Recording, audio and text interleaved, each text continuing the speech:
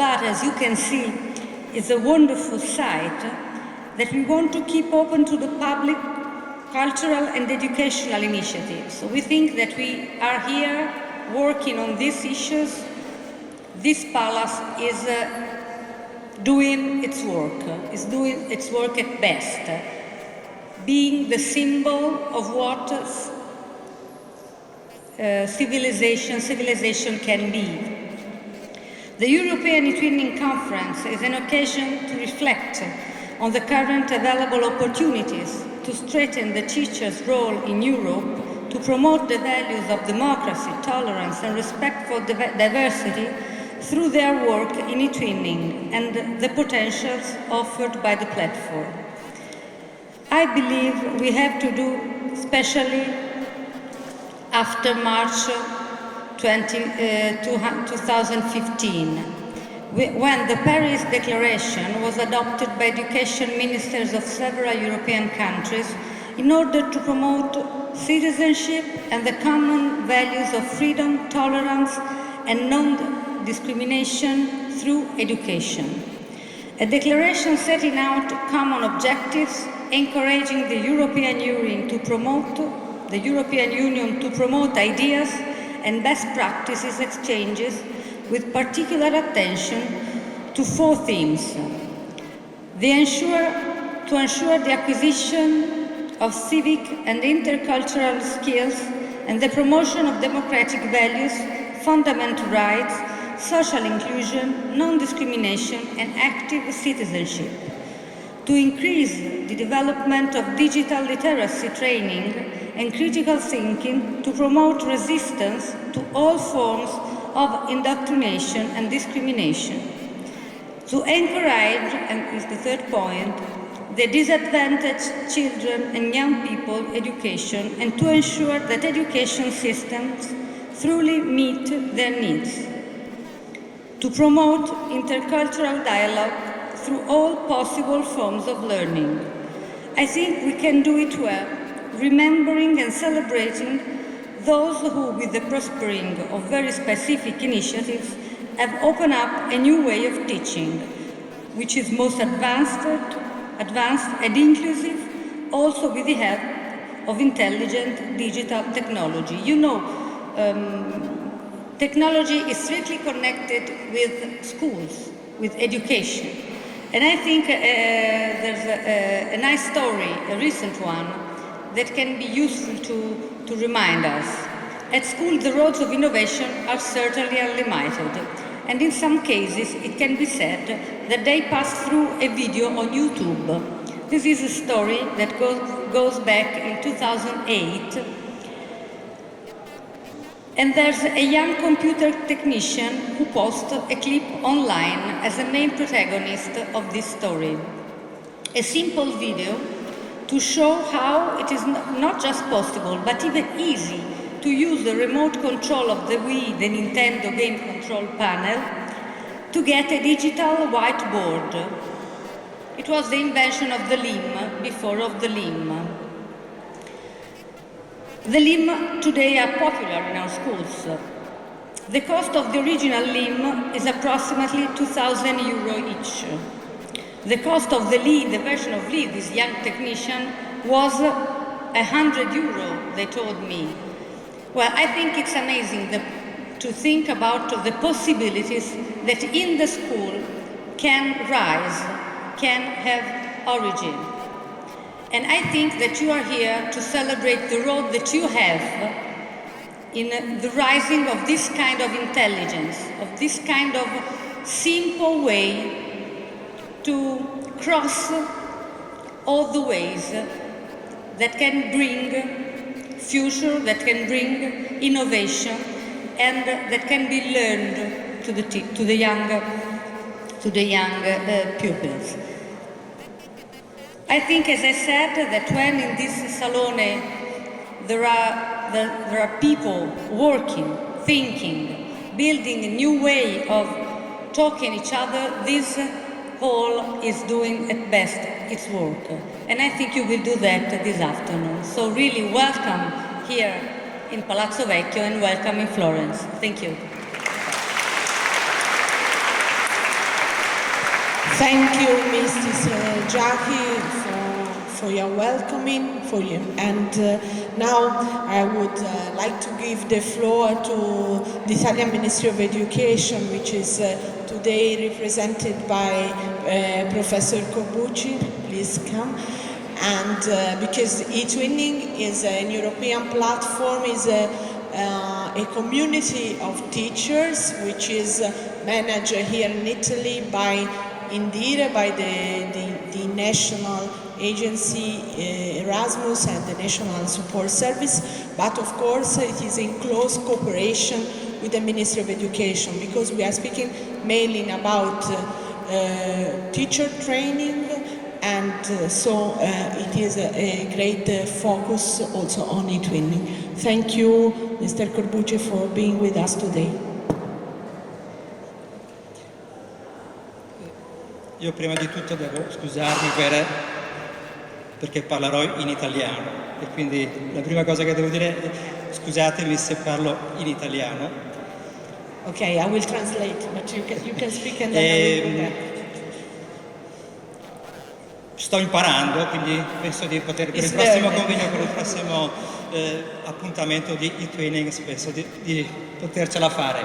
Yeah. Ho anche un alibi per parlare in italiano, ma è sicuramente un alibi, il senso di colpa rimane tutto. Siamo nella città che ha dato i Natali alla lingua italiana e quindi questo è il mio alibi, parlo in italiano perché siamo a Firenze, la patria della lingua italiana. Yeah, there is also a reason for this. Now you are here in Florence, you have to know that the Italian language was born here in this city, that is the city of Dante Alighieri. And so this is one of the good reasons why he is speaking in Italian. Fatta questa doverosa premessa, voglio prima di tutto salutare tutti gli ospiti di questo importante convegno, di questo importantissimo appuntamento, che vengono da moltissime parti d'Europa e del mondo. Molti di loro li ho visti, intravisti anche un anno fa a Bruxelles al meeting internazionale su eTwinnings, e quindi mi fa piacere riascoltare i temi e rivedere i temi che sono stati discussi insieme un anno fa. Yeah, particularly happy to welcome again all the teachers coming from all over Europe, and particularly those who he met in a meeting in Brussels. He had the occasion to speak about the most important theme related to eTwinning. E poi un saluto e un ringraziamento per l'invito al Ministero dell'Istruzione, a Indire, al suo presidente Giovanni Biondi, e un saluto in particolare al vice sindaco di Firenze, Cristina Giacchi, e a tutti gli altri organizzatori che stanno anche dietro le quinte, ma che sappiamo sono importantissimi per la riuscita e per la buona riuscita di questi eventi. Yeah, a particular thanks to the organizer and to Indire in the person of the president Giovanni Biondi, and to the deputy mayor Cristina Giacchi, and to all the people who really contribute in this event. Come Ministero dell'Istruzione italiano siamo particolarmente attenti a vari livelli e in varie direzioni a quello che succede e a quello che deve soprattutto succedere per favorire la cooperazione, l'incontro tra i sistemi educativi. E noi crediamo che eTwinning sia uno dei più importanti, se non il più importante strumento di collaborazione, di incontro tra sistemi educativi anche diversi, prima di tutto, e poi anche di incontro tra le giovani generazioni. Yeah. In the Italian Ministry of Education is particularly engaged in eTwinning as one of the most important tools, perhaps the most important one, which contribute to the exchange of practice between different systems of education. eTwinning is a place where different ways of teaching meet, but also where people meet, teachers and pupils. E ci rendiamo conto che non è facile passare da una fase molto vivace di progettazione affidata soprattutto ai singoli docenti o alle singole scuole, un passaggio che non è facile ma che è decisivo, dai progetti di cooperazione e di didattica congiunta fatta insieme tra scuole di paesi diversi ad un tipo di scuola dove questa collaborazione è anche sostenuta attivamente, profondamente da delle leggi, da delle norme di carattere nazionale. Sappiamo che questo è un passaggio difficile ma decisivo. Yeah, now we are in the middle of an important passage in which we have to shift from the individual project idea of the single teacher and the single school to a more systematic approach which involves the national policy in themes of education. So to put the result of the single school in a more systematic way.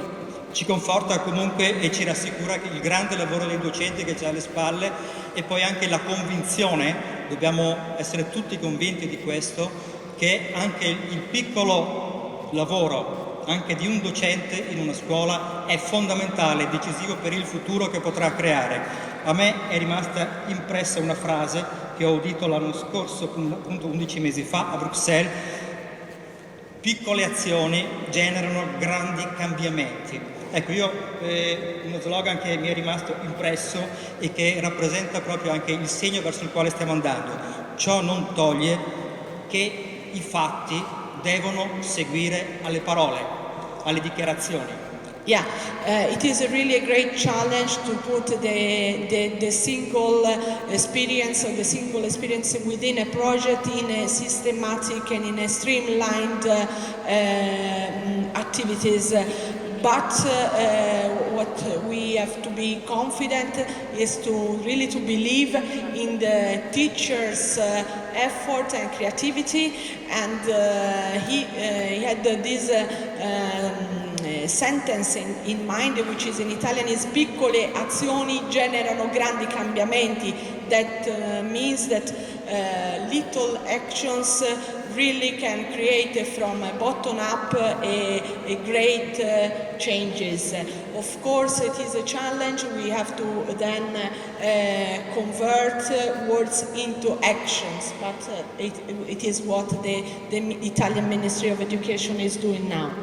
Per quanto riguarda il Ministero dell'Istruzione italiano, i fatti sono rappresentati dalla volontà di dare un seguito, prima di tutto, alla dichiarazione di Parigi del 17 marzo 2015, perché la tolleranza possa camminare, l'educazione alla tolleranza possa camminare sulle gambe di azioni concrete realizzate dai singoli governi. The fact, the action which are on the government will at the level of the Ministry of Education is, for example, to give concrete action following the Declaration of Paris set in March 2015. So doing concrete action for integration and tolerance.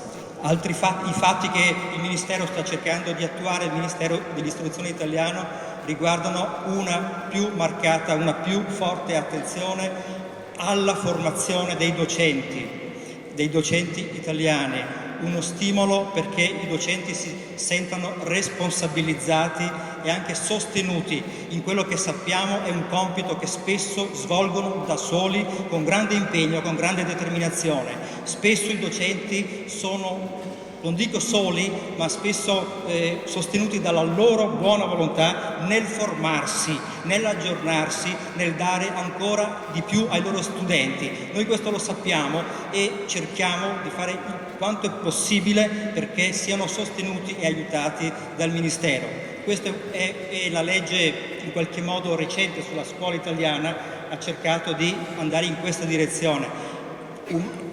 Yeah, another important action, concrete action, is the in-service training for teachers to yes, trying to, from the Italian ministry side, to be close to teachers, to accompany them in their growth, in their professional development, because sometimes we know that teachers feel alone, feel only with their good will to improve, to train, and the Italian Ministry of Education to come board this problem with the recent law in 2015.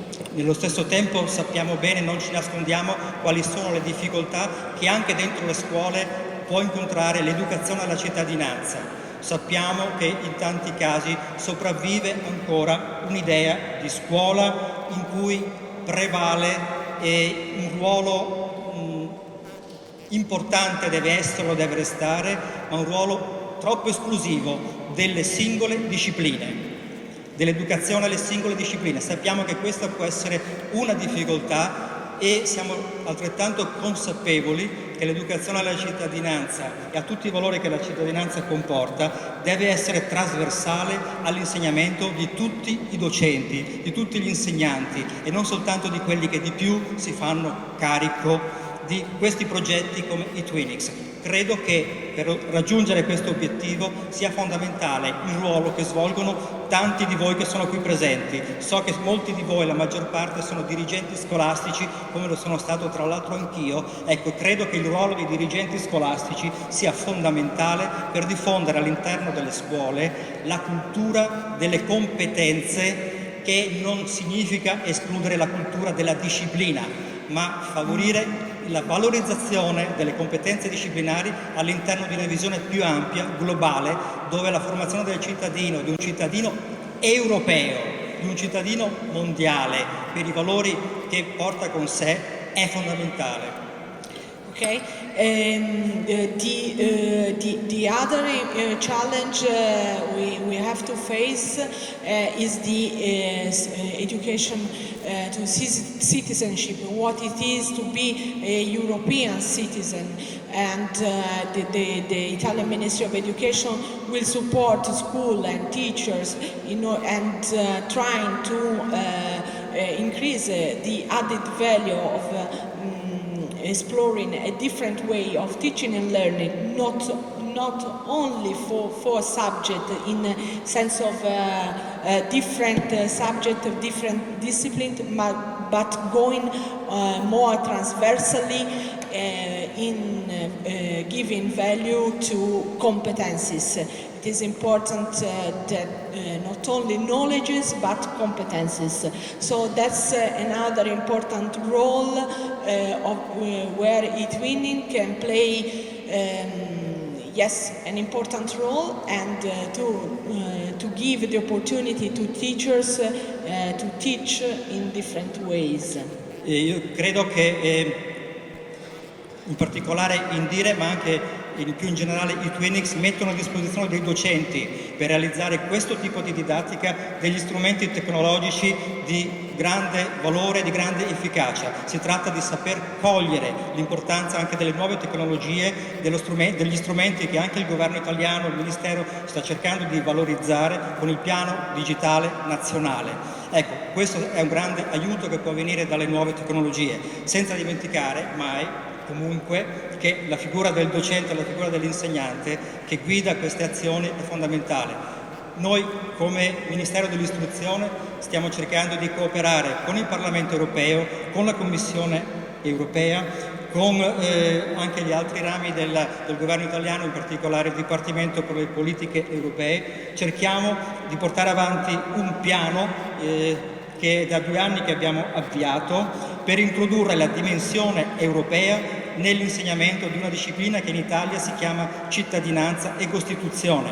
Stiamo studiando anche i sistemi europei con cui si fa educazione ai principi costituzionali, ai rispettivi principi costituzionali. Vorremmo che ci fosse un incontro anche su questo terreno grazie a eTwinning.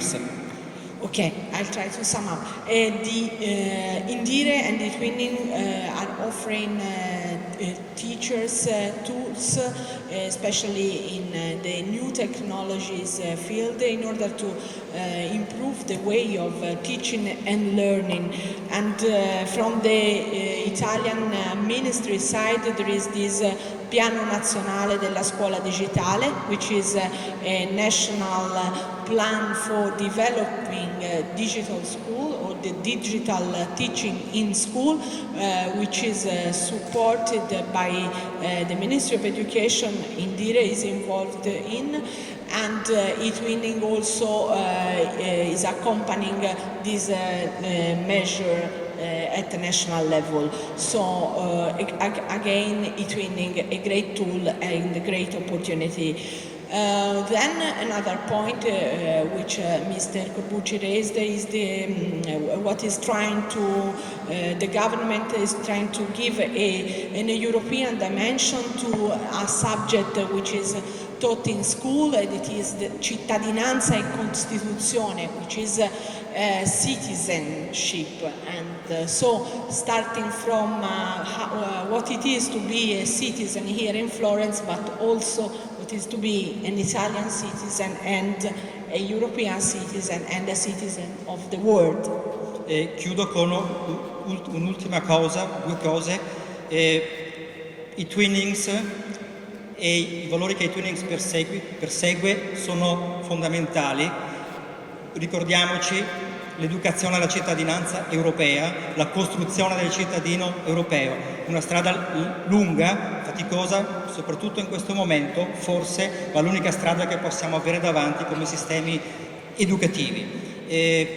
Stiamo cercando anche per questa strada di fornire ai nostri studenti degli strumenti perché diventino cittadini europei. Siamo stati uno dei primi governi in Europa che quest'anno, un mese fa, ha rilasciato per tutti gli studenti delle scuole secondarie di secondo grado i supplementi Europass al certificato, al diploma di scuola secondaria. Tutti gli studenti italiani usciti dalla scuola superiore sono dotati di uno strumento che facilita la loro mobilità in Europa per scopi soprattutto di lavoro. Anche gli studenti liceali. Siamo contenti di aver ottenuto questo risultato che facilita anche un rinnovamento della didattica, così come lo facilita i Twinnings. Yeah. Io voglio... Yeah, the path that brings us to a real and concrete European citizenship is really a long way away. It's sometimes very challenging, very difficult, but it's the only one that we have to go through. And the Italian ministry and the government has been one of the few in Europe that allows all the pupils coming out from the upper secondary school to have the certificate Europass, which can be spent, as you know, for mobility and mobility for employment abroad. So not only for vocational school, but also for general secondary school. Io ringrazio tutti per l'attenzione e faccio a tutti voi i migliori auguri per una riuscita di questi 3 giorni a Firenze. Siamo molto interessati a conoscere anche i risultati che emergeranno da questi incontri e dai vostri lavori di gruppo, proprio perché le parole possono avere un seguito, proprio perché ciò che insieme viene elaborato possa avere, nella logica cooperativa di eTwinnings, possa avere un seguito. Sono convinto, sono sicuro che ciò che realizzerete avrà un seguito e sarà qualcosa che produrrà piccoli ma anche grandi, importanti cambiamenti. Questo è l'augurio che faccio a tutti e ringraziando di nuovo Indire per questo impegno che da anni porta avanti con grande successo. Voglio ricordarlo alla fine, l'Italia con orgoglio da parte anche del mio ministero, lo notiamo, lo sappiamo bene, l'Italia è uno dei paesi in cui il progetto di eTwinnings è più radicato e più sta crescendo. Siamo contenti per l'Italia, per questo risultato che grazie a Indire è stato raggiunto, anche se il risultato non è ancora definitivo e stiamo crescendo, grazie quindi anche a voi. Yeah, and thank you so much for this attention, and the people in the ministry will be keen on the results of this meeting, especially for the results which will be the output of our working group. So as he like to say, piccole cose producono grandi cambiamenti. So again, little things can produce big changes, and so he invites you to really work in a very active way during these 3 days. And again, the last thank you is for us, for Indire, and for the eTwinning team, because Italy, and we are very proud of it, a huge number and a huge participation in Europe. So it is really a success story. Thank you very much.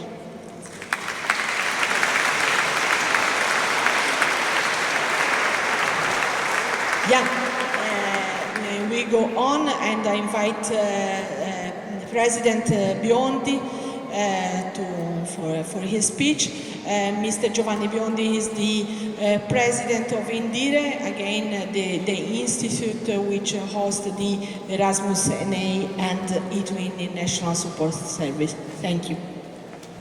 Thank you for your invitation. I would like to thank you for your coming here in Florence. We are here in a very historical place, you know, it's very, very nice. But we are looking to the future. We are looking to the future of our schools, where we are looking to the revolution. We are now in a very important moment in the history of schools in Europe. We are coming from an industrial model of schooling, and we are going in a new direction. And what is this direction? The direction is to create a learning environment, and the student is in the center of this new learning environment. And this environment is possible to create using the new technology, and using the digital language, and using the new opportunities. And it's very, very important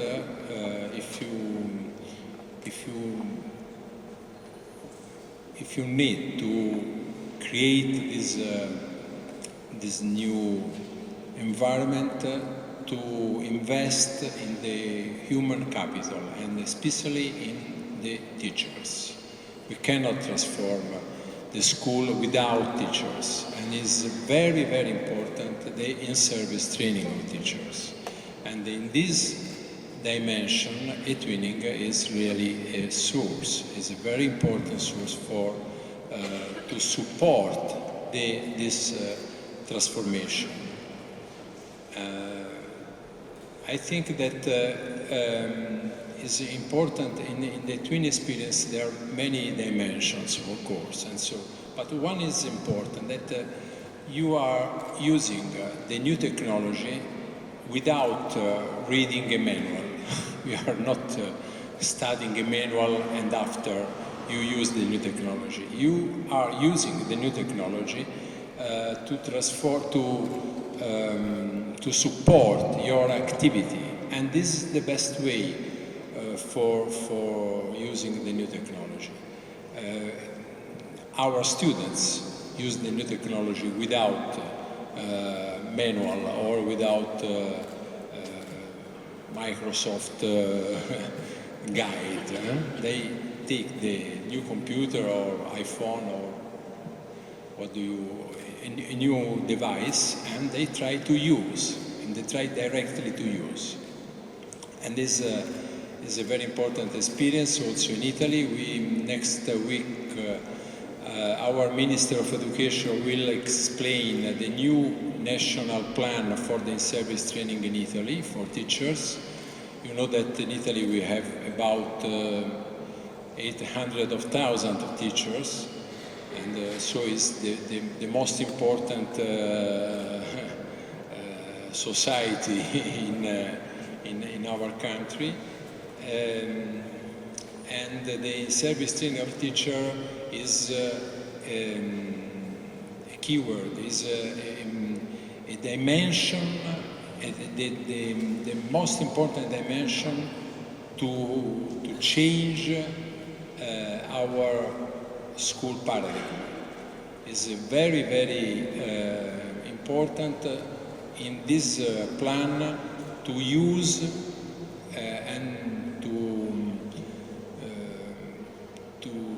to try to certificate the activity of Italian teachers in this activity, and it's important to introduce also the eTwinning experience in the in-service training plan in Italy, and this is our goal for the next month. Thank you for your coming here. Thank you, Mr. Biondi. Well, we all think that the certificate of competencies, speaking about in-service training, especially those who are involved in European project, is really very, very important. I would like now to give the floor to the representative of the European Commission, and I invite Mrs. Sophie Bernard to come here for her speech. Mrs. Bernard, I don't know if I pronounce well your surname. She is the head of the school unit at the European Commission. And what I want to underline before she speaks is that school is really the focus of citizen, because in school we are growing up the citizen of the future. So I hope that even for the future and for the future program after 2020, the Commission will put money and funds on the school sectors, because we really think that it is crucial to have in-service training for teachers in a European dimension. It is crucial to have cooperation between schools, and it is really crucial to have the mobility of pupils also, which was in the past, and I hope it will come again like an Erasmus for school. So thank you very much for being with us, and I leave the floor. Thank you. Thank you very much. Well, thank you for your introductory words. And ladies and gentlemen, welcome. First, let me thank Indire for welcoming us, for hosting this conference in this beautiful place, thanks to the Deputy Mayor of the Municipality of Florence.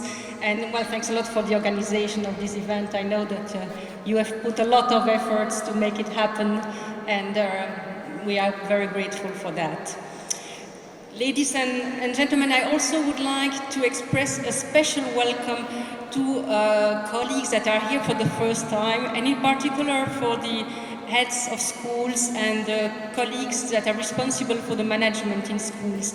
We think that it's particularly important that you are here today because, as you know, we are facing many challenges, unprecedented challenges in our European Union, be it economic challenges linked to an aging population, to youth unemployment.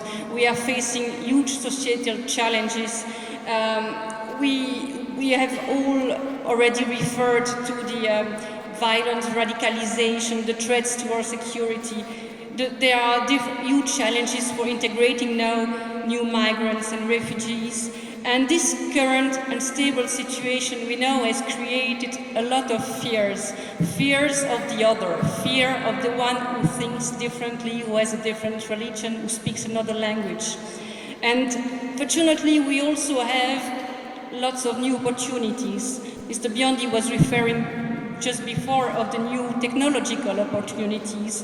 And the future is in our hands, and what I really would like to stress today is that we are all responsible now of the future. And I know that as teachers you are very much aware of that and working every day towards bringing young people and helping them facing the future and welcoming the future. Of course, all those complex problems have no easy solution. There is no one-size-fits-for-all solution. On the contrary, this is why we need the commitment and the determination of all the parties. And I would like to refer to the speech, the State of the Union speech of President Juncker last week, that in particular called for a sense of responsibility of each one of us, all of us, citizens, you, me, and all the people in Europe. Of course, it involves as well the EU institution, in particular the European Commission. And you were referring right before to the need to increase mobility and to continue support Erasmus+. And you will have heard that there was a strong focus on young people and on the need to really face youth unemployment, try to address that challenge.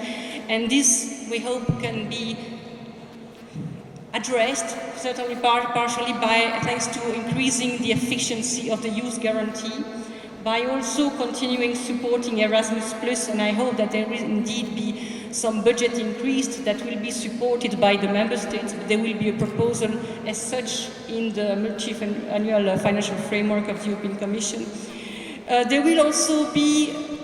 There is a proposal on the table to set up a European Solidarity Corps to respond also to emergency crises and involve more and more young people to become volunteers and address crisis situation like the one you have just faced a few weeks ago in Italy with the earthquake. Thank you. So, just as the EU is part of the solution, eTwinning, I think, can also be part of the solution, because we need committed citizens, committed young people that do take their responsibility, that not only vote or take the time to be informed, but also open their minds, go to the other, go respect differences and respect the otherness. So how can eTwinning be part of the solution to address some of the challenges we were just referring to? For the teachers, eTwinning offers many possibilities to set up projects in another school, in another country. It helps acquiring some knowledge via articles, via forum. We all know that it's by exchanging, listening to the other that we can develop our own thinking, our own methodologies, improve our own practice. It offers some professional development opportunities, as well as opportunities for networking and engaging further in developing one's practice. For pupils, it's a great possibility to improve oneself, to get some personal change, to acquire some transversal skills. It was also mentioned earlier before, academic knowledge is not enough. It's also important to acquire socio-emotional skills, the capacity to innovate, the capacity to interact. So some intercultural knowledge and capacity is essential as well.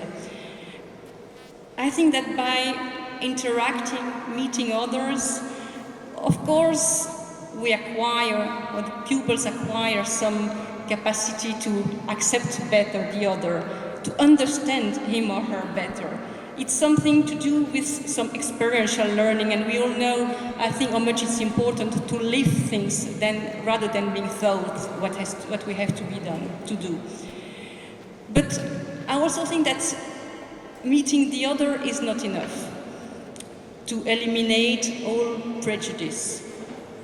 Participating individuals in our projects need also to have equal status, to share a common goal, to share a common project, to cooperate together and not compete. And all of that needs to be done with some institutional support.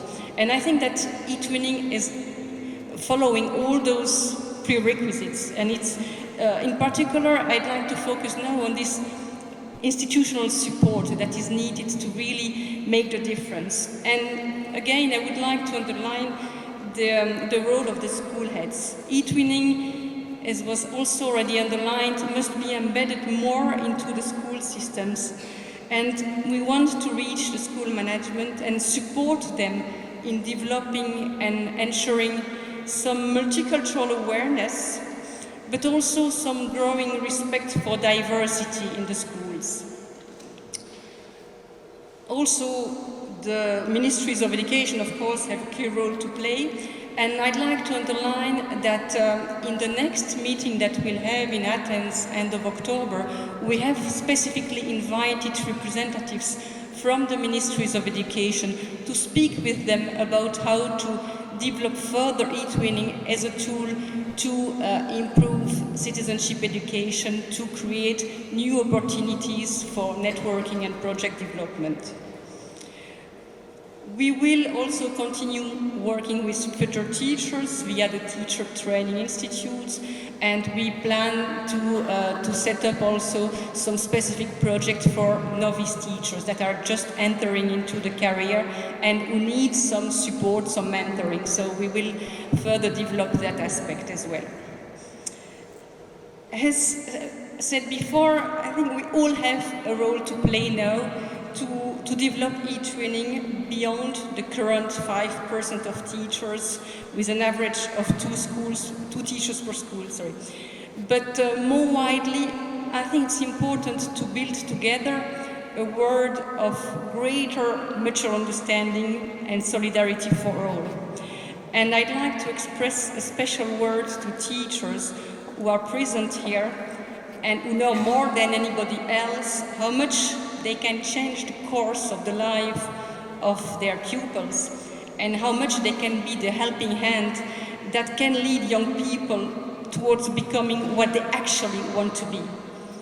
So thank you all for making yourself available to participate in this event. I know it's a very busy period for most of you because it's the beginning of the school year, but your presence demonstrates that you feel it's important to think together, to discuss together about what we can do together. And I think that it's by speaking to each other that we can change things. And indeed, one small action can bring big changes, and in particular, if we all join our forces. So, again, we here all have a role to play, both in our work life, public life, but also private life. And again, solution can only be a co-creation by us all. So eTwinning is the perfect tool to co-create this new society together. Thank you for your attention.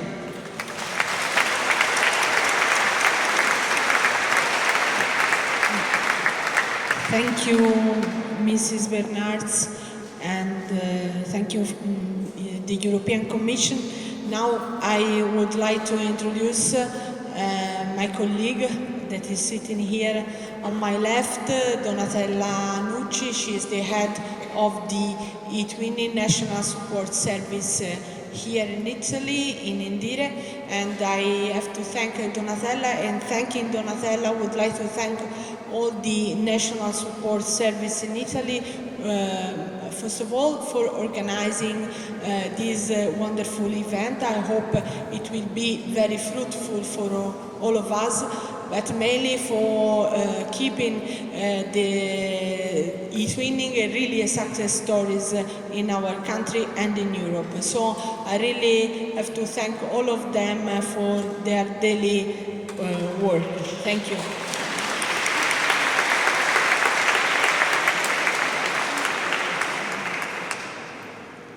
Thank you, Sarah, for the encouraging words. And now we are coming to the real theme of the conference. Before giving the floor to the next speaker, I would like also to thank all the speakers that will speak tomorrow in the thematic focus at the Palazzo dei Congressi. You got the program, and you got their names, and honestly, I thank everybody for being here. The other colleagues from the other NSS has been really a joint venture, and we have been helping each other. Without further delay, I give the floor to the next speaker, but I would also like to remind you that on the cover of the program you got an hashtag, so maybe if you are in the habit of tweeting, I would remind you, to tweet something about the conference. And now I give the floor to Anne Gilleran, who's the Senior Pedagogical Advisor and Manager of eTwinning, and also an old friend of mine. And the floor is yours. Good afternoon. It's a great honor to be invited by an old friend to present eTwinning in such an auspicious place. It really is overwhelming. I don't think I've ever talked about eTwinning in such a wonderful room as this. Forgive me if some of the points that I am going to talk about have already been covered by some of our previous speakers, but I do think that it is important that we underline how important eTwinning is in this very important theme of promoting citizenship. And I wanted to look a little bit at the context, again, in which we work, because we really do live in a world which challenges education in all sorts of ways. For instance, we have huge change, educational focus, educational literacies are changing. We talk about digital literacy now as being one of the key issues that we need to address in education, but yet we are hampered by our very traditional assessment methodologies, which create a huge challenge for all of us. We are bombarded with media at every turn, and I would argue that in some way media is becoming the opium of the people. If you look at the types of television programs that are churned out on most of our national television programs, if you look at the depth of analysis of some of the major things that are happening in our world through our media, we are the victims of the 3-minute soundbite. Nothing is dealt with in depth. So in some way our young people are being dulled into accepting things without being critical about them. And that is very important for us. We have a duty to raise digital awareness, to make our students responsible. Of course, we know about the shifting populations. We know about the problems that has brought to us in Europe. But also we need to think about how to help young people and older people to develop resilience in the face of the traumas that we have faced in Europe over the last few years. Because it's only through resilience that we can build and grow and go forward. So this is also important to us. We of course are faced with this problem too, an aging workforce. We know this in teaching and education. But what is more worrying is the change in the way our younger workers are employed. They tend to be on short-term contracts. They don't necessarily have the loyalty, the commitment to the work in the same way as, the career teachers of the last century did. And that is a challenge for you, particularly as school managers, and how we can best support that. We have a growing student dissatisfaction, I think, with all sorts of formal education. In some countries worse than others, in some schools worse than others, but it is there. because we also have a huge growth on the other side of informal education opportunities. So how can we as educators blend these two together? That is a challenge for us. It's also ironic in this age of communication, we interpersonally communicate less and less. I don't know if you observe people in buses, in restaurants, in wherever, but normally they are playing with their mobile phones. We send emails to each other rather than walking down a corridor and having a face-to-face conversation. So this is something that we need to bring back. We need not to be victims of this powerful communication technology that we have. We need to bring back the face-to-face talking to each other. And finally, something which we cannot do anything about, but in which is a fact of our life now. We live in an era of constant change and constant insecurity. All our securities are fast disappearing. And we have to learn to educate our young people to deal with that. So they are the challenges, I think, that we in 2016, 16 years into the 21st century, are facing. And where will it go? We can't say. Will it get worse? We can't say. But they certainly, a lot of them are here to stay and will continue to challenge us. My colleagues from the Commission have already spoken about the priorities that are there for us as European. I want to revisit, if you like, some of the educational priorities that have been with us for many years. These 8 key competencies, which were very much part of the last program and are still underlying many of our educational approaches today. They are being revisited and reviewed now, and what is interesting is that this review involves a paradigm shift, if you like, a move from the just from looking at how curricular content can address these to a more dynamic effort to acquire these competences. Mr. Biondi has already spoken about how this is addressed in Italian in-service teacher training. There's also a clarification and an updating of the concepts and the definitions, so trying to make them more accessible, more understandable in a formal educational context. Which is linked, of course, to trying to have a common understanding, of course, among all of us of what those key competences are. And exploring how to include what are not always easily measured. Skills, attitudes, the transversal skills, leadership, teamwork, all of those things that go along with a lot of the new pedagogies that we promote, but yet we find it hard to capture them in any formal way.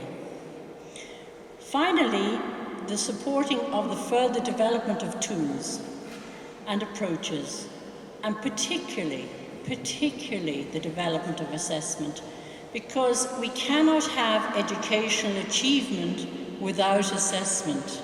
It's part and parcel of the educational landscape.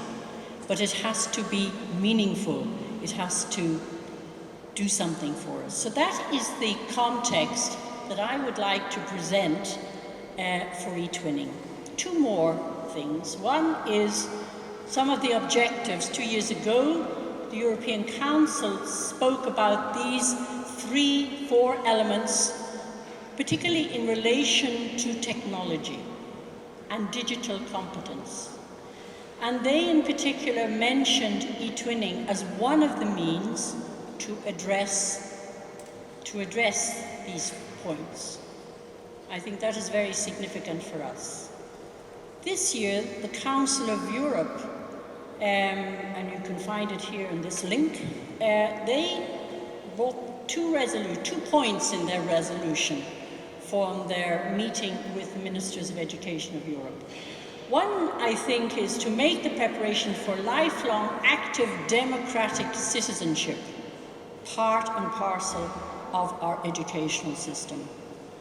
The second is to make sure that our students are equipped with those competences which are highlighted there: values, attitudes, skills, knowledge, and critical understanding. A tall order for us in the face of all our other challenges. But I hope that maybe I can convince you by the end of this talk that eTwinning can help you. It's not, of course, a universal panacea, and never should be taught of that, but it is a force for change. So, you've heard the official definition of eTwinning. You know what it is, of course. It's funded centrally by Europe as part of the Erasmus+. I work for the Central Support Service, but in every country in eTwinning there is also a national support service. So it's a very supported action. Nobody is left alone when they work in eTwinning. But I like this, because for me this is what eTwinning is. This eTwinning map, this is a map of Europe, but there is no map there. What is there are the communications between the eTwinning teachers, this community of eTwinning. And that is what eTwinning is. It is a community of people dedicated to trying to make a difference. And we've heard some of our previous speakers talk about, that we should never underestimate an individual's possibility to make a difference. Because when you put them all together, that's what you get. It's a community involving, of course, teachers, schools, and pupils, because once you have an education environment, they are all intertwined. You can't do one without the other. And I don't know if you can see this at the back of the room, but it has grown from last 2 years ago, we had roughly 138,000 schools. Now you can see we have 164,000 schools. We have gone over the 400,000 mark in terms of active users over a period of eTwinning. So we are, eTwinning is a force that cannot be denied, a force of action. So when teachers come to this community, what do? Well, first of all, they use the tools. And I've heard people refer to eTwinning as a tool. eTwinning is not a tool. eTwinning is a community that provides tools. And one of these tools is called eTwinning Live. And it's the teachers' interface with all those 400,000 other teachers in eTwinning. Then they engage, because the platform allows them and provides them the opportunity to engage in many different ways. So they can join a forum, they can join a group, they can go to an event, they can create an event. And if I tell you, since we launched this tool last year, 3,000 plus events have been organized by teachers in eTwinning for other teachers. And this is the strength of this community. It's teachers tackling the issues, the challenges, looking for solutions with other teachers. Then, of course, they collaborate. So they work on projects with each other. And in the course of these 2 days, you will hear many teachers talking about the work they do in eTwinning. Listen carefully, because from them you will learn how this action impacts not only their work, but the attitudes and motivations of their pupils. And all of this is done through the project work in eTwinning. They also, and Sophie has already referred to the whole professional development area of eTwinning, which is enormous. It really is enormous. Like here you have 4 areas. We have online formal courses. We have things like learning events, webinars, seminars, etc. We have online informal opportunities like groups. We have an area called self-teaching materials where teachers can go and test themselves. We have events that teachers organize for each other. We have face-to-face opportunities where teachers like this one come together and learn with and from each other. And of course we have the very powerful peer learning, which should never be underestimated. When 2 teachers or 3 teachers work together on a project, there is a huge amount of peer learning that goes on. And this is, again, one of the real strengths of eTwinning. We have, of course, the eTwinning ambassadors, which are a group of dedicated teachers, many of whom are in the room here today, who support and promote the action in their schools, in their communities, in their localities, in their regions, etc. eTwinning teachers love to celebrate. And I think this is one of the kind of positive sides of eTwinning, because we celebrate things. We celebrated 10 years of eTwinning last year. Every year we have a campaign dedicated to a particular issue. This year it's digital citizenship. We run conferences. We recognize teachers in their roles because we have ways of doing this through awards, through quality labels, for work done in all sorts of different ways. So teachers are recognized, affirmed in their eTwinning work. And we know as teachers that when you affirm people, you get a lot more out of them. And they, in turn, give a lot more. So there's a lot of affirmation in eTwinning through award ceremonies also. Finally, they develop. And it was interesting to hear our professor from the ministry talking about the way people, the skills that people need in this educational context. We did a survey 2 years ago asking teachers how they felt their involvement in eTwinning impacted on their work. I'm only going to share 2 results with you. This is the first one. These are the areas they felt that eTwinning had a positive impact. Cross-curricular, we've heard that already today, using cross-curricular approaches. Project-based teaching skills, not a new, but a very much vaunted pedagogy for this 21st century. Collaboration, multicultural, multilingual, all of these are issues that we've heard spoken about today. eTwinning teachers feel that eTwinning positively impacts on these for them. Their teaching practice. They feel that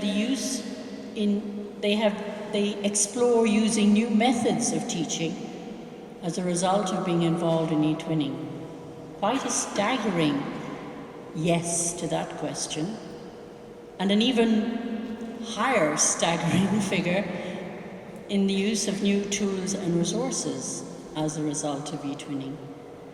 So I think one can argue that eTwinning brings teachers to a new level of engagement, a new level of trying things that are a little bit outside the norm of everyday teaching.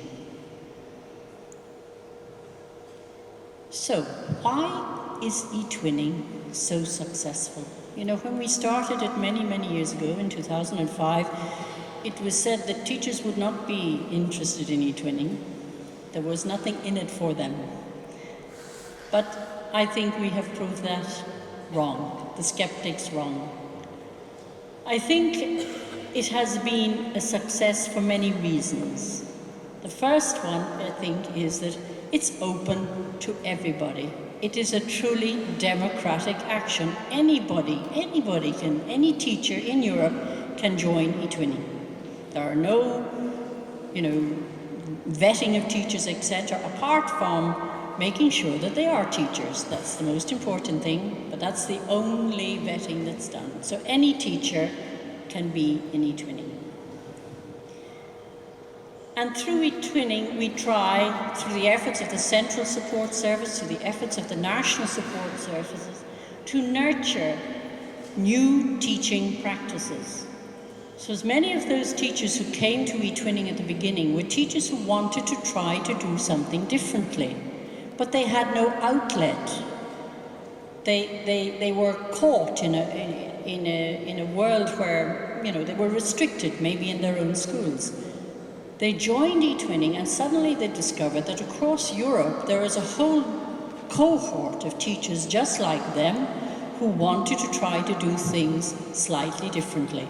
And slowly over the years, this environment has nurtured people to experiment, to look at new ways of doing things, new learning and teaching practices. I think it's successful because it comes from the bottom. It is not something that is imposed on people, but is something that people have grown themselves. So successfully that now the people that impose things feel that eTwinning should be more formal, more mainstream, etc.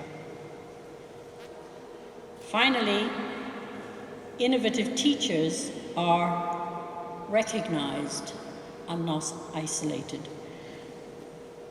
But there's more. Because we now have 2 educational platforms, the very successful eTwinning community, which was launched 11 years ago in 2005. 2 years ago, the School Education Gateway was launched, and this is a very different target audience, but it is equally important, not because of the community aspect, but because of the content, because of the things that are there. We talked about the educational challenges. This platform has information, has discussion, has a whole myriad of documents, policies, etc. under the various themes. And it is, if you wish to be informed from a formal point of view about education in Europe, you will find it here. So, I will conclude. How does eTwinning face the future? How do we face these challenges? Well, the first one we hope to address to a degree today.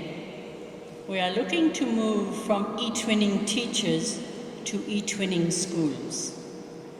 And you'll get the opportunity to hear how we hope to do this if you attend the workshop tomorrow on the eTwinning school. And what is very important in this issue is the role of school leadership. You as school leaders, be you head teachers or management, you are important because you bring about what happens in your school. You can change things. eTwinning more embedded in educational systems. We have heard already that Italy have gone far down the line in looking for ways to do this because they see the strength of this force of community of teachers working together.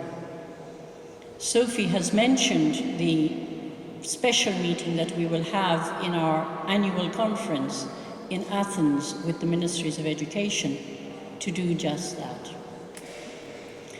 We want to try and work with teacher training institutes, something again that Sophie mentioned earlier, something that we are already doing and hope to do more of.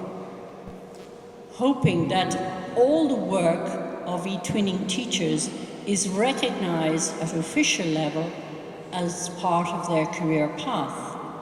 Because many teachers maybe are reluctant to join something that to them seems, not to lead anywhere. So if we can support them by getting their work even further recognized officially, then I think we're on a winner. eTwinning is expanding. We have now eTwinning National. If you know eTwinning, it started originally as a cooperation between teachers from different countries in Europe.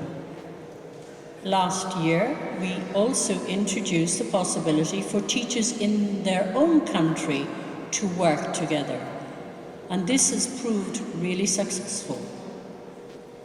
We have eTwinning Plus, where we work with countries whose borders are beyond Europe, like our Eastern Partnership countries. And we find increasing ways to exchange practice beyond projects. This is all extremely necessary for the growth of eTwinning in the future. Finally, and perhaps most importantly, eTwinning provides room for innovation. The community supports innovative approaches. It also supports failure, because you know that when you do something new, when you take a risk, when you try something different, it's not always successful. But that in eTwinning does not matter. What matters is that you learn from that process, and that the next time you do something, you do it differently and better. So this is a really important aspect of eTwinning for teachers. There is also the development of creative approaches to the current educational challenges, the ones we talked about earlier. eTwinning can help to address problems. We know that problems addressed collectively are far more likely to find a solution or a creative way to deal with them than problems tackled by yourself. And this is what the eTwinning community offers. Finally, of course, we have also the School Education Gateway, which provides the information that we need in order to understand the priorities and the challenges of education. And I think that's where I end. Please, I've only given you the tip of the iceberg of what eTwinning is. Listen to the teachers presenting in the workshops. Talk to them. Learn from them what eTwinning has done for their schools. And then go away from this conference asking, can eTwinning do something for my school? That's what we would like you to go away with. Thank you.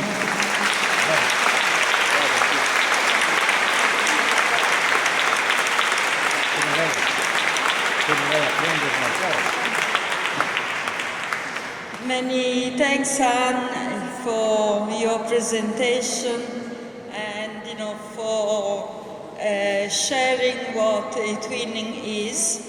And I often reflect that there must have been a lucky alienation of planets, because all the colleagues from the other countries seem to be all on the same wavelength. And as I said at the beginning, nobody believes so much in this action. And I think, because us as individuals believed in the goodness of the action, that we've been successful in making eTwinning become what it is today. That sounds a bit, self-celebratory, but at the same time, I think that eTwinning in Europe, it is a power, it is a lever for change. And also, in hosting this conference, we took up the suggestion given by the European Commission about working, towards citizenship. You can put many different adjectives before citizenship, but I think the most of all is important the concept that yes, schools, prepare children, young people for the transition, to working life, active life, but the basic mission is, to make out of young people and children decent adults that, got and respect, certain core values like inclusion, people who respect diversity, who are tolerant. But unfortunately, Anne was referring, to the effect of media, on young people. We often see how, our society is defined as a society without, strong values, and how young people, especially through internet, can become victims of predators who convince them, to follow causes which are not decent. And with this I come, to our keynote speaker, whom I have ignored up till now, and I apologize. And, she's Professor Lynn Davis, Emeritus Professor at the University of Birmingham, and she deals in international education, and also she does a lot of consultancy work, with different education systems, and the focus of intervention is actually, these aspects of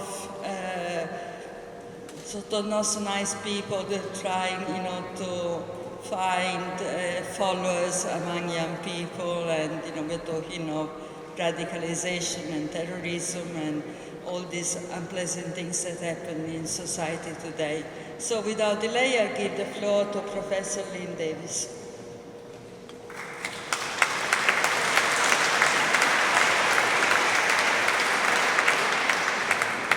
Thank you for the introduction, and first of all to say how honoured I am to be invited to give this keynote, and privileged to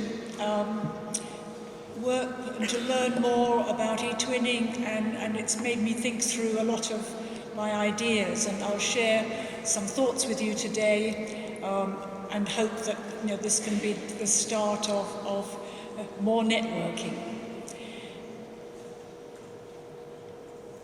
I should start by saying where I'm coming from with what I want to say. Yes, I've got an academic background, teaching research. We've finished a research project interviewing former extremists and their families, which I'll say some more about in a bit. But I'm also director of a social enterprise called Connect Futures. And there we're doing a lot of work around extremism, child exploitation, youth training, youth projects. We've got online face-to-face courses on the UK government's preventing violent extremism strategy. All the schools have to be trained, so we've got courses on that. And we've made film now of using our former extremists that we can then use in schools. So I'm putting together a research and quite a practical life now, mostly with young people, which is great. I missed all that. Just a few definitions. Forgive me if this is insulting. Again, I don't know how much you can see in the back of all of this, and also it's very echoey, isn't it? Sound. So if anyone wants the slides afterwards, please let me know, and I can send those.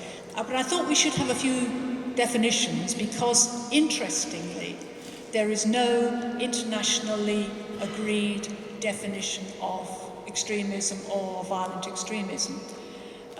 This is a typical one, which is fine, but it's not necessarily agreed.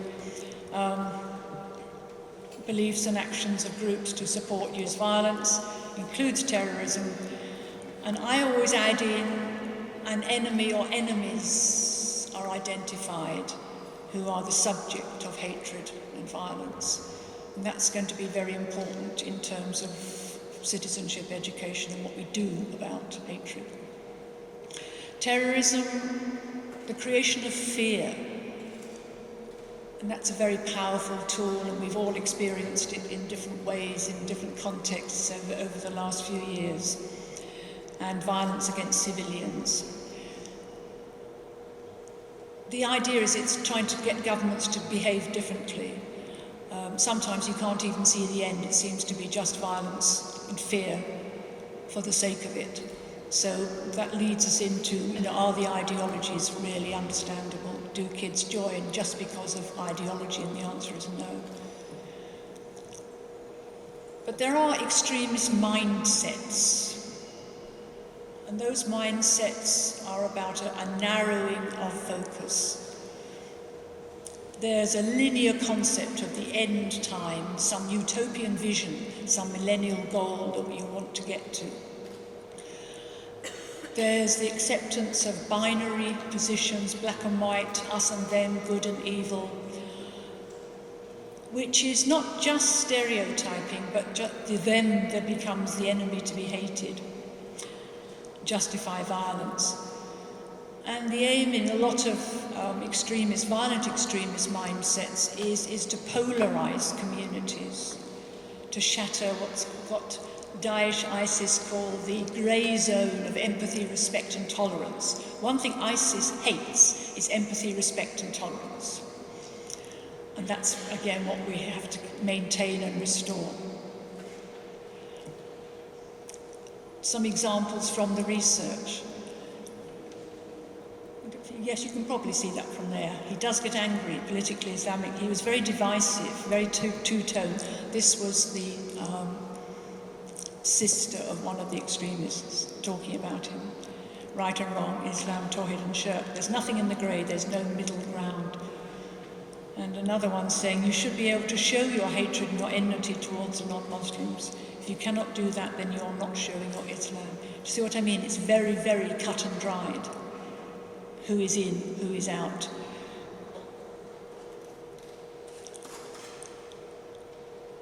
Religion is particularly risky in conflict. I do a lot of work in complexity theory and talk about amplification, but this is a very common process. This isn't all religion or all believers, but this is at the extremist end, that you start there with exclusivity. I am this religion and not that one, and that moves into, and my religion is better than your religion, superiority.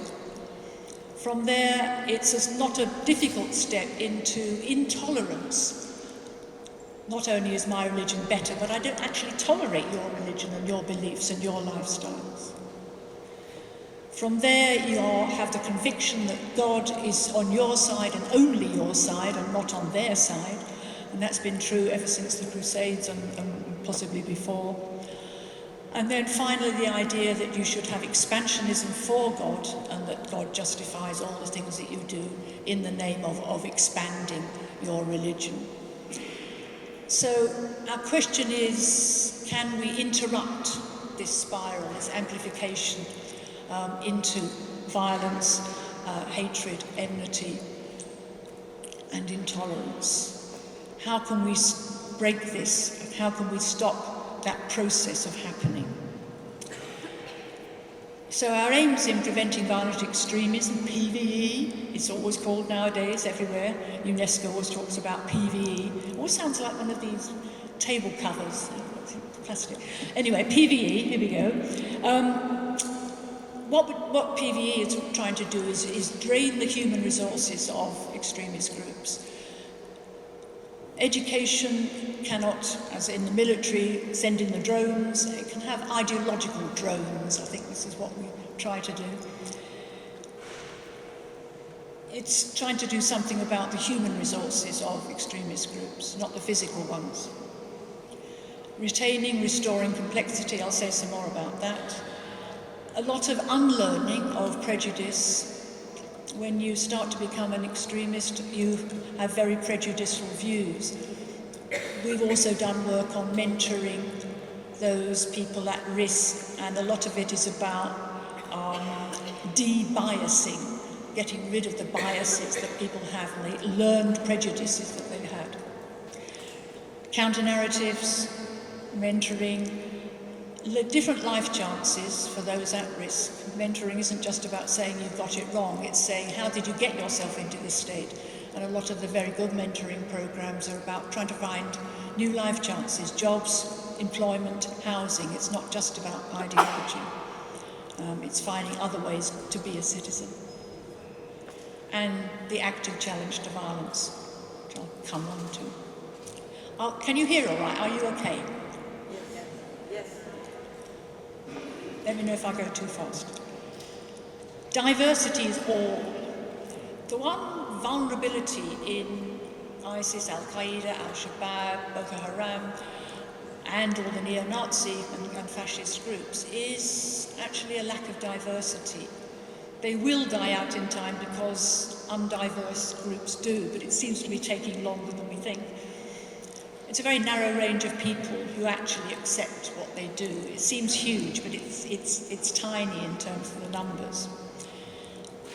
There's a lack of negotiating power. If you're in this, you don't have compromises.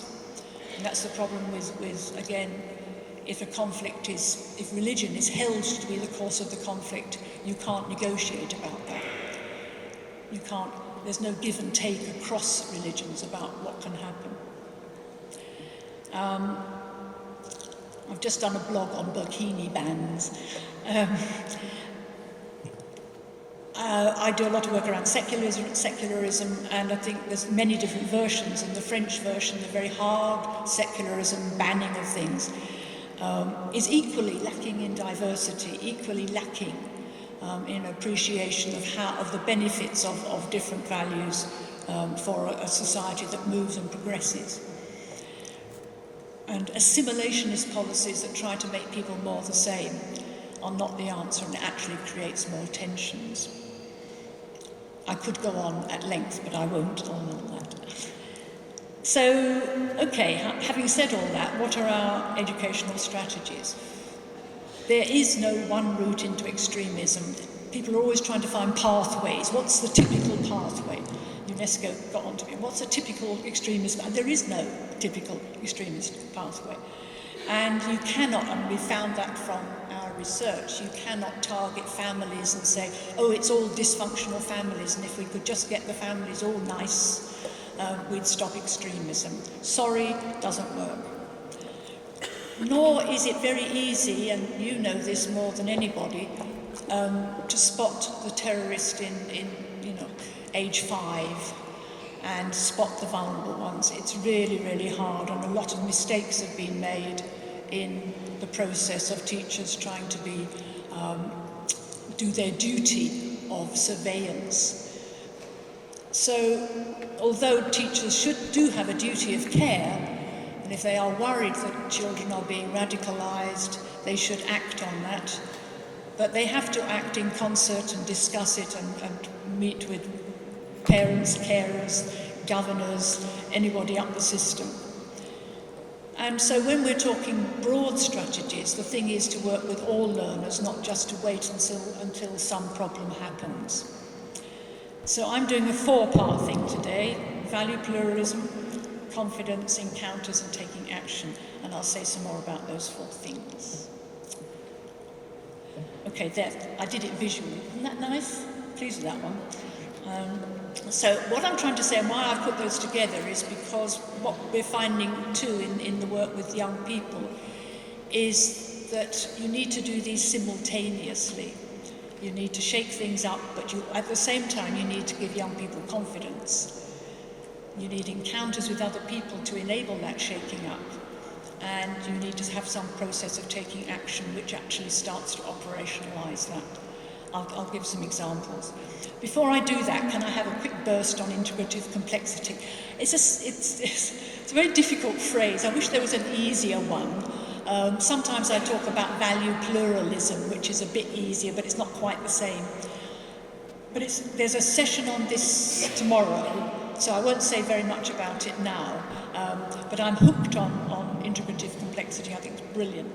And I'm not a psychologist, so I do this the simple version.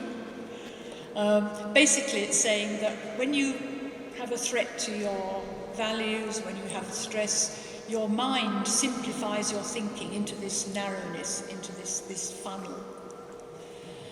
And that simplified thinking has been found to characterize extremists. And they have very low complexity, and violent extremists have even low complexity in the way they think about things, what's called value monism. And they've done some research looking at when political actors' integrative complexity drops from a baseline, you can start to predict what will happen.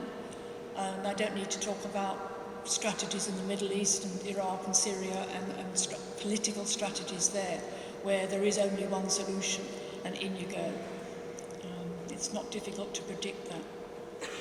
So I see programs across the world, from Scotland to Pakistan, all over the place, are using what are called hot issues to generate lots and lots of different viewpoints, multiple viewpoints. Can you, not necessarily just seeing them, but understanding, trying to get into the head of other people, into the heads of extremists. If you can understand where they're coming from, you're in a better position to think about what's sensible in challenging and what isn't. It's putting things together like religion and secular, or religious and secular. They don't have to be seen as oppositional. They come together, and they come together very well in many ways. There's a very interesting organisation in UK called British Muslims for a Secular Democracy. And these are Muslims that know that a secular democracy protects, because no one religion has the upper hand. It's a level playing field, and religion is not privileged in decision making.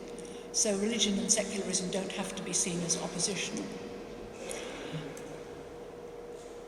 I'm doing this very simply. So, if we move from an extremist mindset to a complexity mindset, you have what I call healthy doubt. Authoritarian teachers don't really like healthy doubt. They want kids to be sure. But it's and for teachers as well, feeling comfortable with ambiguity, comfortable with things that aren't quite as you thought. Seeing your own values as revisable. You don't dispense with them, but you say, okay, let me just stand back from that and think about that for a bit. Which means experimentation and seeing mistakes as information. Being very happy with divergence. Short-term goals, not these linear visions of the end time. Connectivity, and this is where the eTwinning comes in so beautifully. And what's called principled pragmatism. So you don't just say, I won't talk about Jeremy Corbyn. I'm a man of integrity and stop. You've got to have a principled pragmatism of how you're going to create change. So, in Connect Futures, we have a theory of change in our training, which is the 4 things I've alluded to, which is increasing the complexity in thinking, breaking down binaries. We've done various projects, Speak for Yourself, Act Up, Change, Speak Up, Stand Up, Act Up and Change. Different things we do with groups of young people to try to get them to understand argument, debate. And we get kids who've really never done things like that. It's not from schools with debating societies. And it is amazing, as you know, because you're educators, it's amazing what you can do with kids in a very short space of time. We had one up for 6 weeks on a Saturday morning.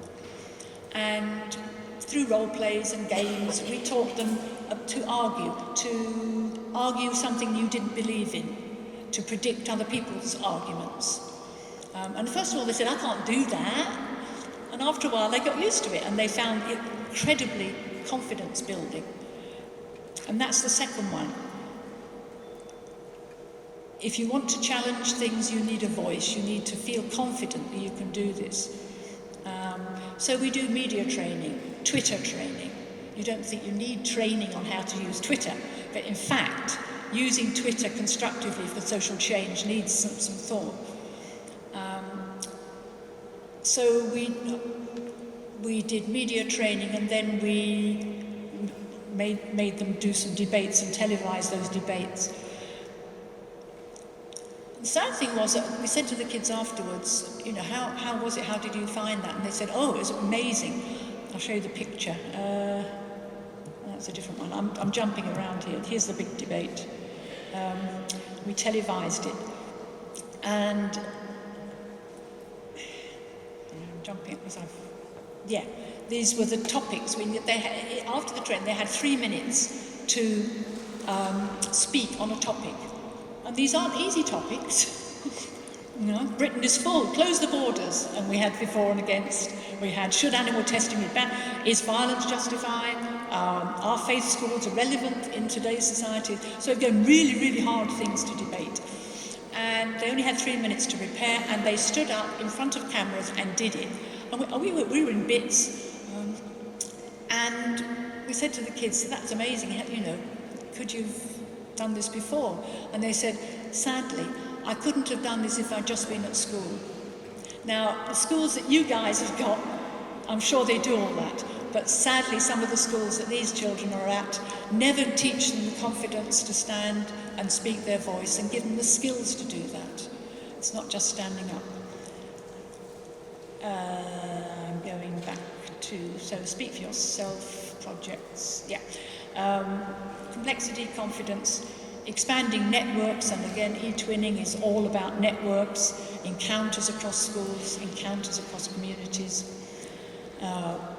We do problem solving with the police, so that you encounter the other, not just encountering them, but working together to solve problems in the community. And we did a 48-hour jam with the police, West Midlands Police, and the kids solving problems together.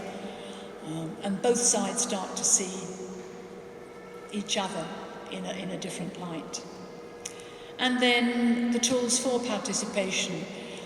I don't think, although when we do citizenship education, we don't always give the skills of active citizenship in today's world.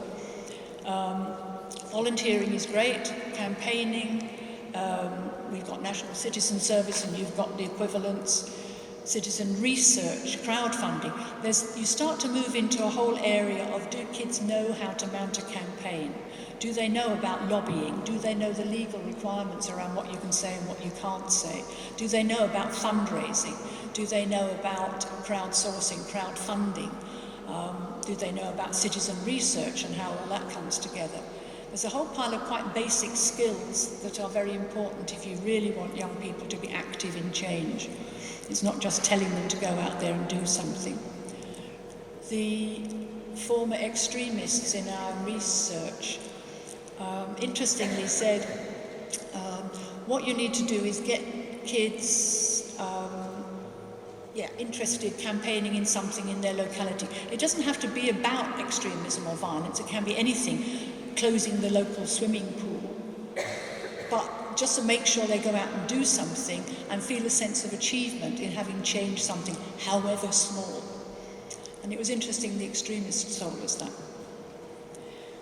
That speak for yourself, there they all are doing the post-it notes. Talked about that, a big debate. Another quick word about encounters. If you want to stop the lock-in to narrow ideologies, you need constant exposure to alternative views. And encounters with difference, with people, with texts, ideas. And it's not working with similar-minded people. What you need is a clash of values to shake things up. The turbulence that I mentioned earlier. Finding ways to highlight how values can clash and see how you can work within that. A lot's been made about the contact hypothesis, and this is a refinement of that. I do a lot of work in Sri Lanka where they have a lot of programs to bring together Sinhala town students, and they've made, I think, some mistakes in that, and they've recognised that, because it used to be just learning about them, and they would come together and they would do Sinhalese dancing and Tamil dancing, and then they would all clap, and that was an encounter, and they never really worked out what they had in common, nor did they work together on solving another problem, and that's what encounters should do. And they found that too in Northern Ireland, and again, as I mentioned, police community. So that's our Unity Jam with the local police. The police love this. We've got, what's today, Wednesday? Monday, we've got groups of 50 kids, and the police want us to work with the kids to see how they perceive the police in stop and search, drug enforcement, domestic violence. How do they see the work of the police? And that, I think, the police really think they can get to young people by building trust, and it's about building trust in communities. So that's always a good encounter. Networking, I don't need to tell you about networking. With social media, young people are producers as well as receivers of information. And we have a new democracy now. It's not so much elections and referenda, but it's about tweeting, retweeting, liking, not liking, sharing. The way that information moves around is phenomenal, as you know, and that's been alluded to earlier on today. The principle is what's called the strength of weak ties. I like that phrase, the idea that you actually learn more from acquaintances than you do from your close friends and from closed networks. There's been all sorts of proposals of for example, bringing together groups of Muslim youth so that they can work together. I'm not sure. I think it's a bit like the Boy Scouts. You end up with like-minded people rather than having the constant challenge to your ideas, which is so important. Horizontalism is now the way from the Arab Spring onwards. That's the most useful methods for people with no power. Our question as teachers and educators is, should we intervene in that youth horizontalism? But I think our task and our responsibility is to harness that and to encourage ways in which young people can operate across in networks through the social media. And in particular in these areas, and I'd like to see more groups of young people, and I think eTwinning could be brilliant here, and I'm sure it's already happening, of young people networking across countries to think about the challenge to violence, the challenge to racism, the challenge to hatred, the challenge to sectarianism. New Report. Do you know New Report? No? Yes, no? I'll mention it. It started in Uganda, I think another brilliant networking thing. And it's a free SMS, Twitter-based system. And it allows people, young people across the world, to speak out about what's happening in their communities. So what they do is do research in their communities about what people know or don't know, and do surveys just through SMS. It's amazing. Reporting FGM, marriage, domestic violence, climate change, and so on. And it's, again, a very amplifying movement. 2.5 million members, grows 500 a day, 23 countries.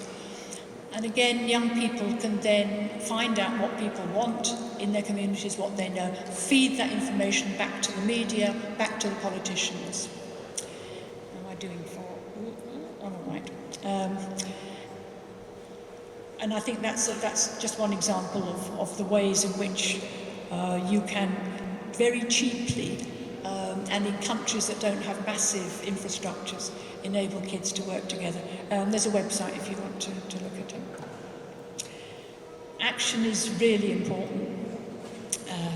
I like this notion of fuzzy preferences. Isn't that a nice phrase? And that is the reality that we actually discover what we prefer through taking action rather than acting on the basis of preference. So it's trying to say, let's influence the actions that people do.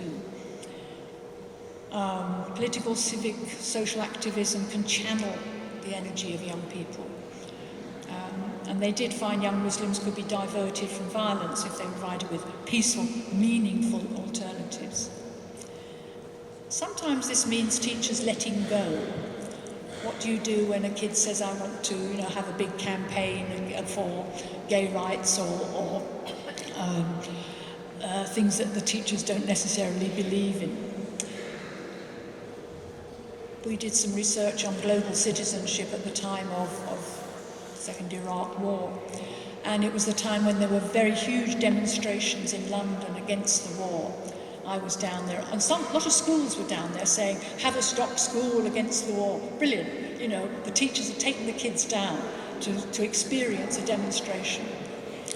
Other schools forbade their kids to go and even punished them if they went on the march.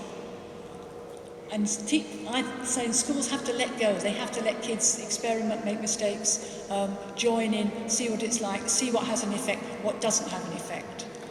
Otherwise, you end up with these stupid demonstrations that don't actually achieve anything.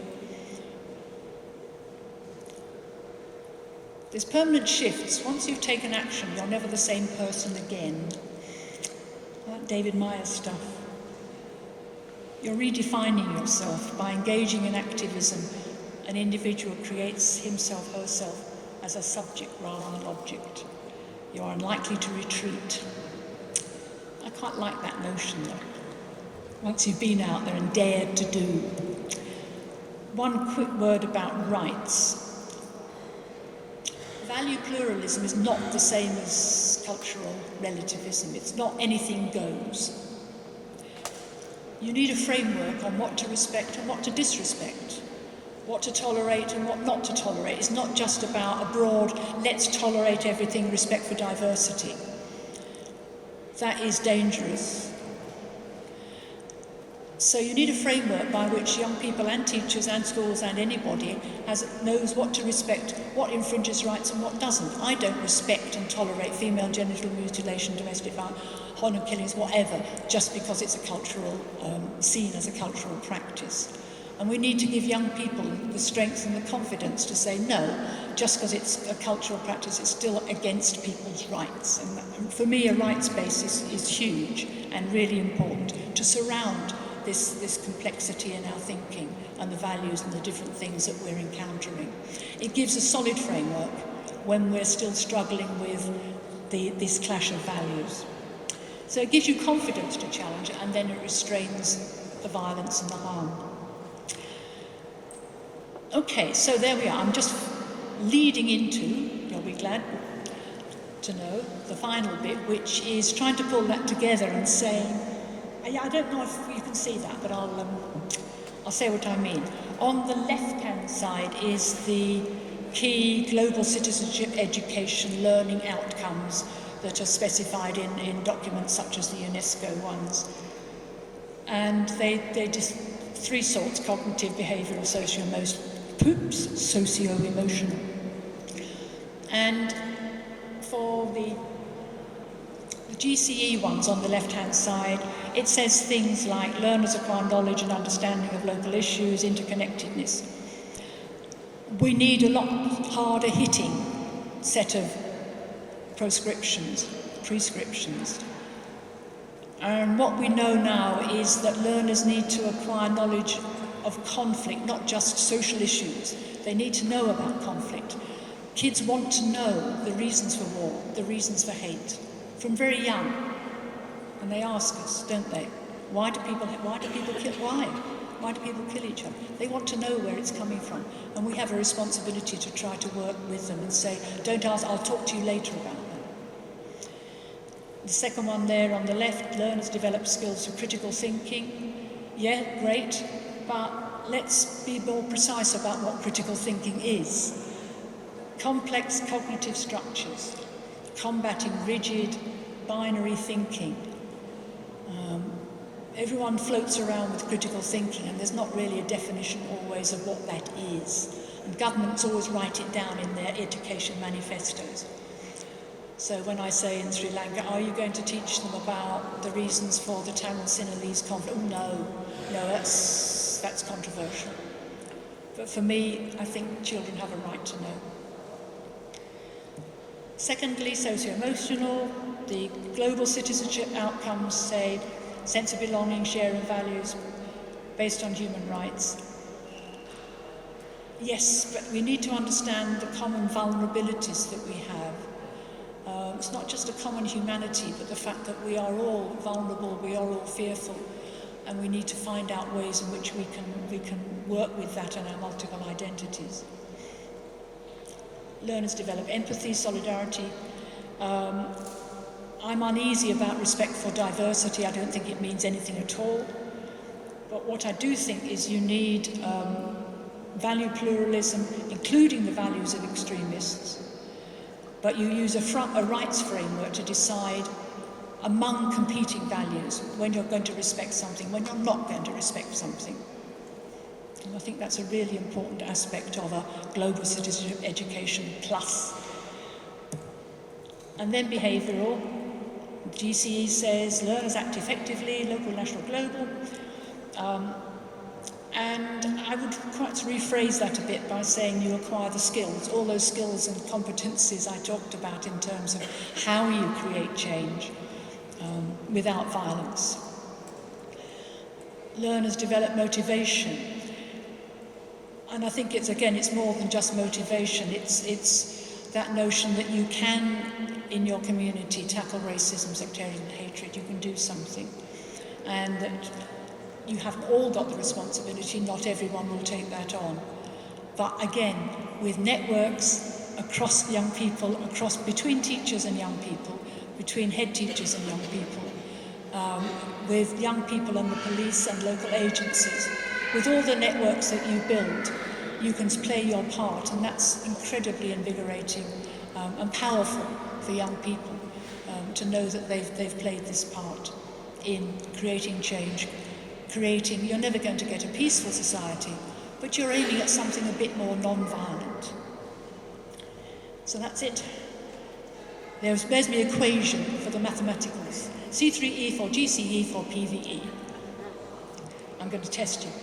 Basically, C3E, it's got to be complex. If you're going to have a global citizenship education for preventing violent extremism, it's got to be complex in its thinking. You've got to build confidence of young people, build their self-esteem through various ways of talk, voice, sharing.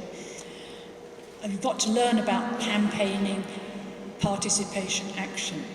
And that involves encountering all sorts of people from different walks of life, different areas. Build that in. Doesn't come out very nicely. Round the circle is the enabling constraints of rights and the values that brings. So I'll leave it there, and thank you for your attention. Hope to see you all in the next couple of days, and perhaps we can take some of these ideas forward. Thank you very much.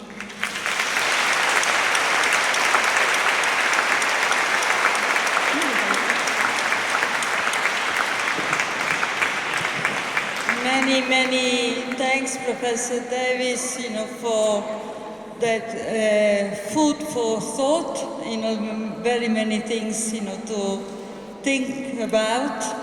I was thinking your definition of encountering.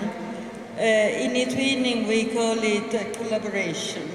And in actual fact for us, a good eTwinning experience is when schools work together, to create something, and they don't work side by side, and that is a very important aspect.